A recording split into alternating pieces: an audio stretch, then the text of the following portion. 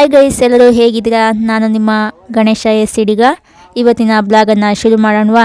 ಇವತ್ತಿನ ಬ್ಲಾಗನ್ನು ಶುರು ಮಾಡುವ ಮೊದಲು ಯಾರ್ಯಾರು ನಮ್ಮ ಯೂಟ್ಯೂಬ್ ಚಾನಲನ್ನು ಸಬ್ಸ್ಕ್ರೈಬ್ ಮಾಡ್ಕೊಂಡಿಲ್ವೋ ದಯವಿಟ್ಟು ಈ ಒಂದು ಚಾನಲನ್ನು ಸಬ್ಸ್ಕ್ರೈಬ್ ಮಾಡಿಕೊಂಡು ಈ ಒಂದು ಸಣ್ಣ ಪ್ರಯತ್ನಕ್ಕೆ ಸಪೋರ್ಟ್ ಮಾಡಿ ಸ್ನೇಹಿತರೆ. ಹಾಗೆ ಇವತ್ತಿನ ಈ ಬ್ಲಾಗನ್ನು ಆರಂಭ ಮಾಡೋಣ ಬನ್ನಿ. ದೇವಸ್ಥಾನದೊಳಗೆ ಹೋಗ್ತಾ ಇದ್ದೀವಿ ಪೂಜೆ ಮಾಡ್ಸೋಕ್ಕೆ. ಇಲ್ಲಿ ಮೆಟ್ಲಿತ್ತು ಮೊದಲಿಗೆ, ಆ ಮೆಟ್ಲನ್ನೆಲ್ಲ ಡೆಮಾಲಿಸ್ಟ್ ಮಾಡಿ ಹಾಗೆ ಈಗ ಕಾಂಕ್ರೀಟ್ ಇದನ್ನ ಹಾಕಿದ್ದಾರೆ. ನೋಡಿ ಇಲ್ಲಿನ ನೇಚರ್, ಅಮ್ಮನಘಟ್ಟದ ನೇಚರೆಲ್ಲ ಎಷ್ಟು ಸಖತ್ತಾಗಿದೆ. ಬರೀ ಮಲೆನಾಡು ಅಂದಮೇಲೆ ಹಸಿರಿಂದ ಕೂಡಿರಬೇಕಲ್ಲ, ಹಾಗಾಗಿ ಹಸಿರಿಂದ ಕೂಡಿದೆ. ನೋಡಿ ಅಲ್ಲಿ ಹಳ್ಳಿ ಮರ ಇದೆ ಒಂದು, ಎಷ್ಟು ಚೆನ್ನಾಗಿ ಕಾಣ್ತಾ ಇದೆ ಅಂತ. ಹಾಗೆ ಇಲ್ಲಿ ಹಣ್ಕಾಯಿ ಮಾಡ್ಸೋಕ್ಕಂತ ಹಣ್ಕಾಯಿ ಇದ್ರ ಹತ್ರ ಬಂದವು, ಕೌಂಟ್ರ್ ಹತ್ರ. ಕಾಯೆಲ್ಲ ಒಡ್ಕೊಡ್ತಿದ್ದಾರೆ, ಒಬ್ಬೊಬ್ಬರೇ ಕಾಯಿ ಹಾಕಿದಂಗು ಕಾಯಿನೆಲ್ಲ ಒಡ್ಕೊಡ್ತಿದ್ದಾರೆ. ಹಾಗೆ ಅಲ್ಲಿಂದ ಕ್ಯೂ ಅಲ್ಲಿ ಹಾಗೆ ಮೇಲೆ ಹತ್ತೋಣ ಅಂತ ಅಮ್ಮನಘಟ್ಟದ ಇದ್ರ ಹತ್ರ. ಇಲ್ಲಿ ಕಾಣ್ತಾ ಇದೆಯಲ್ಲ, ಇಲ್ಲಿ ಬರೀ ಹೂವು ಮತ್ತು ಕರ್ಪೂರ ಇಂಥದನ್ನೆಲ್ಲ ಹಾಕೋದು, ಮತ್ತು ಇನ್ನು ಹರಕೆ ಏನಾರು ಕಟ್ಕೊಂಡಿದ್ರೆ ಅದರದ್ದು ಕಾಣಿಕೆ ಎಲ್ಲ ಅಲ್ಲಿ ಹಾಕಬೇಕು. ಹಾಗೆ ಅಲ್ಲಿಂದ ಮೆಟ್ಲು ಹತ್ಕೊಂಡು ಹೋಗ್ತಾ ಇದ್ದೀವಿ ಮೇಲೆ. ಅದ್ರ ಜನ ಜಾಸ್ತಿ ಇದ್ದರು, ಹಾಗಾಗಿ ನಿಧಾನದಿಂದ ಹತ್ಕಿಂತ ಹೋಗಬೇಕು. ಯಾಕೆಂದರೆ ಗಡಿ ಬೀಡಿಯಿಂದ ಹತ್ತಿರ ಏನಾಗುತ್ತೆ, ಅಲ್ಲಿಂದ ಮೆಟ್ಲಿಂದ ಕೆಳಗೆ ಬಿದ್ದರೆ ಅದು ಕಷ್ಟ ಇರುತ್ತೆ.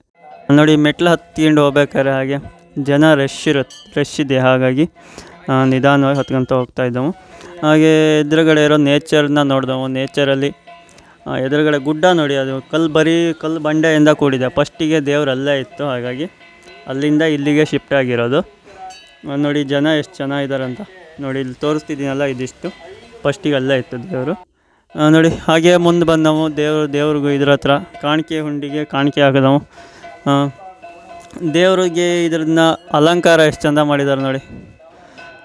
ಹಿಂಗಾರ ಎಲ್ಲ ಅದನ್ನ ಕ್ಲೀನಾಗಿ ಕಲ್ಲಿಂದ ಇದನ್ನು ಹೊಸದಾಗಿ ಮಾಡ್ತಾ ಇರೋದು. ಇದನ್ನ ನೋಡಿ, ಇಲ್ಲೊಬ್ಬರು ಜಾಗಂಟೆ ಹೊಡಿತಾ ಕೂತಿದ್ದಾರೆ.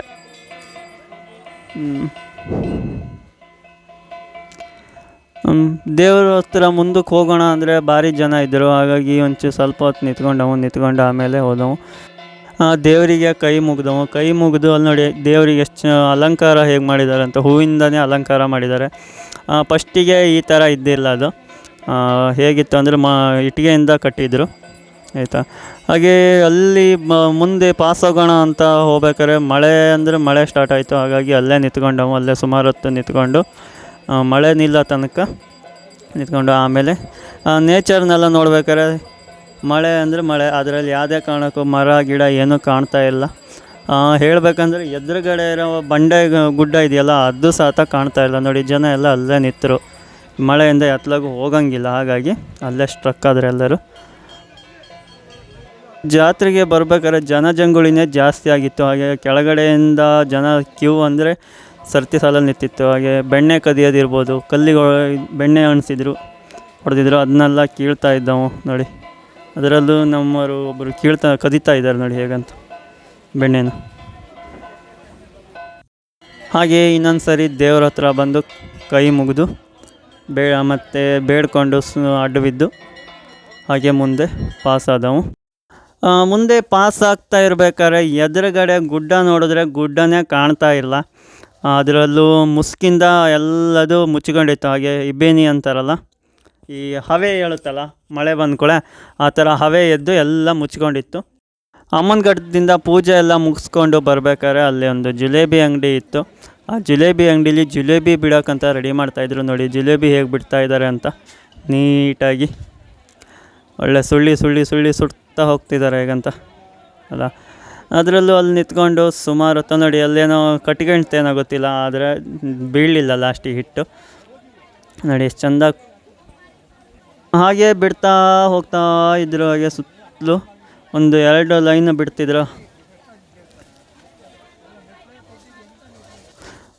ನಾನು ಕೇಳಿದೆ ಇದನ್ನ ಹೇಗೆ ಬಿಡೋದು ಏನು ಅಂತ ಕೇಳಿದಾಗ ಅವರು ನೀಟಾಗಿ ಹೇಳಿದ್ರು. ಫಸ್ಟಿಗೆಲ್ಲ ಹಿಟ್ಟೆಲ್ಲ ಕಲಿಸ್ಕೋಬೇಕು ನೀಟಾಗಿ, ಮಜ್ಜಿಗೆ ಹಾಕಿ ಅಂತ.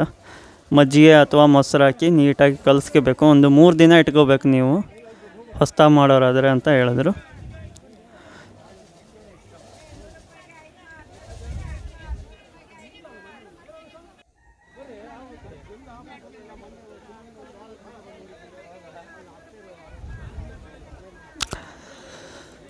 ನೋಡಿ ಬಿಟ್ಟಾಯ್ತು ಆಲ್ರೆಡಿ, ಜಿಲೇಬಿ ಬಿಟ್ಟಾಯಿತು. ಬಿಟ್ಟಿದ್ದನ್ನ ತೆಗೆದು ಈಗ ಪಾಕದ ಇದಕ್ಕೆ ಹಾಕಬೇಕಲ್ಲ, ಬೆಂದಾಯಿತು. ಬೆಂದಿದ್ದನ್ನು ಸೀದಾ ಪಾಕದ ಇದಕ್ಕೆ ಹಾಕ್ತಿದ್ದಾರೆ, ಸಕ್ಕರೆ ಪಾಕಕ್ಕೆ. ನೋಡಿ ಅವರೆಲ್ಲ ನೀಟಾಗಿ ಸಕ್ಕರೆ ಪಾಕ ಕುಡಿಯೋ ಹಾಗೆ ಅದುಮ್ತಿದ್ದಾರೆ ಹಾಕಿ ನೋಡಿ.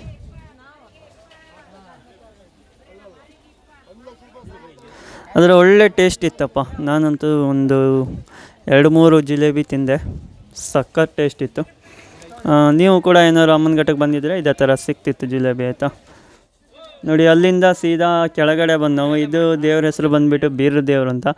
ಇಲ್ಲಿಗೆ ಪೂಜೆ ಮಾಡಿಸ್ಕೊಂಡು ನೀಟಾಗಿ ಏನು ತೊಂದರೆ ಏನು ಬರಬಾರ್ದು ಅಂತ ಅಲ್ಲೆಲ್ಲ ಪೂಜೆ ಮುಗಿದ ಮೇಲೆ ಹಾಗೆ ಸ್ವೀಟ್ ಅಂಗಡಿ ಬಂದವು. ಸ್ವೀಟ್ ಅಂಗಡೀಲಿ ಬಂದು ಅಲ್ಲಿ ಏನೇನಿದೆ, ಮೈಸೂರು ಪಾಕ ಇತ್ತು, ಹಾಗೆ ಬಾದುಷಾ ಇತ್ತು, ಮತ್ತೇನೋ ಚೌಚೌ ಎಲ್ಲ ಇತ್ತು, ಹಾಗೆ ಬೂಂದಿ ಖಾರ ಇತ್ತು, ಮತ್ತು ಬಟಾಣಿ ಶೇಂಗಾ ಇತ್ತು, ಮತ್ತು ಸಂಡಿಗೆ ಎಲ್ಲ ಇದ್ದು, ಹಾಗೆ ಸಖತ್ತೆಲ್ಲ ಲಾಡು, ಸಖತ್ ಸ್ವೀಟು ಮತ್ತು ಎಲ್ಲವನ್ನು ಕಟ್ಟಿ ನೀಟಾಗಿ ಪ್ಯಾಕ್ ಮಾಡಿ ಇಟ್ಕೊಂಡಿದ್ರು.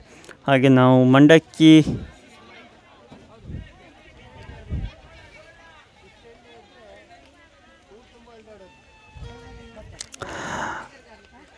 ಪ್ರತಿಯೊಂದು ಐಟಮ್ಸನ್ನು ಇವರು ಅಂಗಡಿಯಲ್ಲಿ ಇಟ್ಕೊಂಡಿದ್ರು. ಇವ್ರ ಅಂಗಡಿಯಲ್ಲಿ ಕಸ್ಟಮರು ಜಾಸ್ತಿ ಜನ ಇದ್ದರು.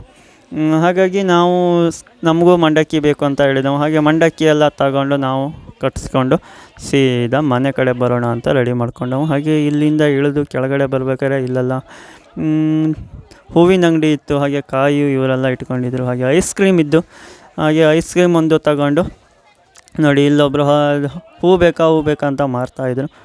ಹೂ ಬೇಡ ಅಂತ ಹಾಗೆ ಮನೆ ಕಡೆ ಇನ್ನೇನು ಬರೋದೊಂದೇ ಅಲ್ವಾ, ಇಲ್ಲೆಲ್ಲ ನೇಚರೆಲ್ಲ ನೋಡ್ತಾ. ಹಾಗೆ ಹಲ್ವಾ ಇಟ್ಕೊಂಡಿದ್ರು ನೋಡಿ, ಹಲ್ವಾ ಸುಮಾರು ಜನ ಇಟ್ಕೊಂಡಿದ್ರು ಹಲ್ವಾನ.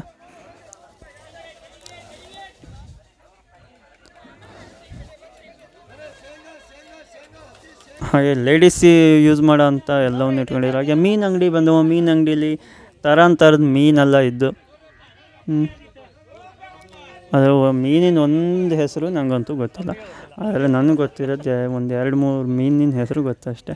ಒಂದು ಬಂಗಡೆ ಮೀನು, ಬೋಗಿ ಮೀನು ಮತ್ತು ಪಾಂಪ್ಲೆಟ್, ಈ ಥರದವು ನೋಡಿ ಯಾವ ಥರ ಇಟ್ಕೊಂಡಿದ್ದಾರೆ. ಮೀನಿನ ಅಂಗಡಿಲಂತೂ ಜನನೇ ಜನ, ಸಖತ್ ಜನ ಇದ್ದರು.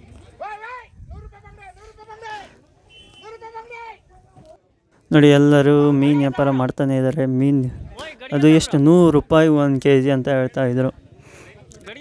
ಒಂದು 2 kg ತಗೊಂಡವು, ಬೇಕಿತ್ತು ನಮ್ಗೆ. ಹಂಗಾಗಿ ನೋಡಿ ಯಾವ ಥರದವು ಮೀನಿದಾವೆ.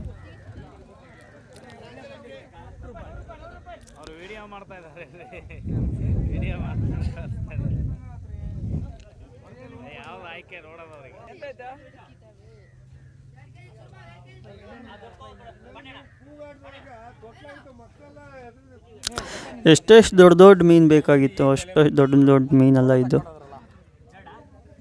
ತಿಮಿಂಗಿಲ ಮಾತ್ರ ಒಂದಿದ್ದಿಲ್ಲ ನೋಡಿ, ಮತ್ತೆಲ್ಲವೂ ಇತ್ತು ನೋಡಿ. ಗೌರಿ ಮೀನಿತ್ತು, ಕಾಟ್ಲ ಇತ್ತು, ಪಾಂಪ್ಲೆಟ್ ಇದೆ ನೋಡಿ.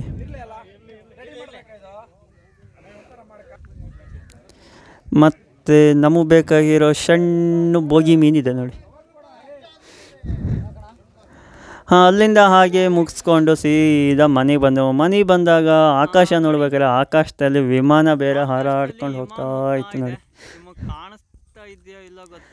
ವಿಮಾನ ಹೋಗ್ತಾ ಇದೆ, ಅದ್ರಲ್ಲಿ ನಿಮಗೆ ಕಾಣಿಸ್ತಿಲ್ಲ ವಿಮಾನ, ನಂಗೆ ಕಾಣಿಸ್ತಾ ಇದೆ. ಅದರ ಗೆರೆ ಮಾತ್ರ ಹೊಗೆ ಬಿಟ್ಟಿರೋದು ಮಾತ್ರ ಕಾಣಿಸ್ತಿದೆ. ಅದ್ರ ಮುಂದಕ್ಕೆ ಹೋಗ್ತಾ ಇದೆ ವಿಮಾನ. ನೇಚರು ಕೂಡ ಸಂಜೆ ನೇಚರ್ ಸಖತ್ತಾಗಿತ್ತು. ವಿಮಾನ ಹೋಗಿರೋದು ಗೆರೆ ಮಾತ್ರ ಕಾಣಿಸ್ತಾ ಇದೆ ನಿಮಗೆ ನೋಡಿ, ಅಲ್ಲಿ ಮುಂದೆ ಹೋಗ್ತಾ ಇದೆ ನೋಡಿ. ಹಾಗೆ ಗದ್ದೆ ಕಡೆ ಓಡಾಡ್ಕೊತ ಗದ್ದೆ ಕಡೆ ಹೋದಾಗ ನಮ್ಮ ಅಣ್ಣವ್ರು ಕಪ್ಪೆರಾಯ ಕೂತ್ಕೊಂಡು ನೀರಲ್ಲಿ ಕೂತ್ಕೊಂಡು ಸುಮ್ಮನೆ ಆಕಾಶ ನೋಡ್ತಾ ಇದ್ದಾನೆ. ಏನಪ್ಪ ವಿಮಾನ ಹೋಗ್ತಿದೆಯಲ್ಲ ಅಂತ ಹಾಗೆ ಓಡೋಯ್ತು ನೋಡ್ಕೊಂಡು.